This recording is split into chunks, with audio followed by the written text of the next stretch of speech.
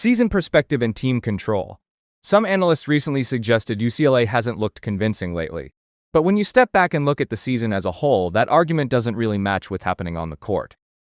UCLA has blown out most opponents this season. Game after game, they've built separation through defense, rebounding, and discipline. These wins haven't been lucky escapes. They've come from sustained control over 40 minutes. The recent Michigan game stayed closer than expected, and that's what people reacted to. But conference games naturally tighten late in the season. Teams scout better, urgency rises, and opponents fight harder for positioning. One competitive game doesn't suddenly mean a team is struggling. Before Michigan, the last game that tight came against Ohio State, another strong opponent. So this isn't a pattern of weekly close calls. It's simply strong teams meeting in meaningful conference play. What often gets missed is how UCLA still controls games even when the score stays close. They win possessions defensively, control rebounding, and limit easy scoring chances. Even when offense slows, UCLA maintains game control. And this season, success doesn't depend on one player carrying everything.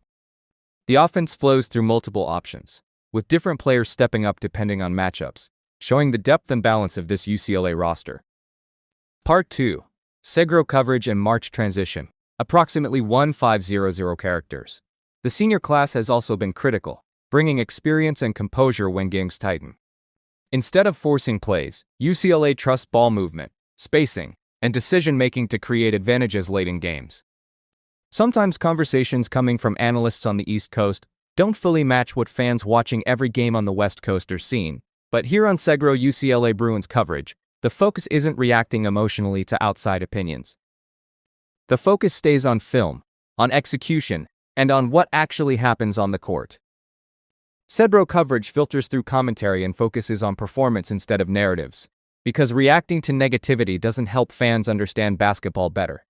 Of course, UCLA still has areas to sharpen. Perimeter shooting consistency and late clock execution can continue improving as tournament play approaches. But winning games while still improving is actually a strong position.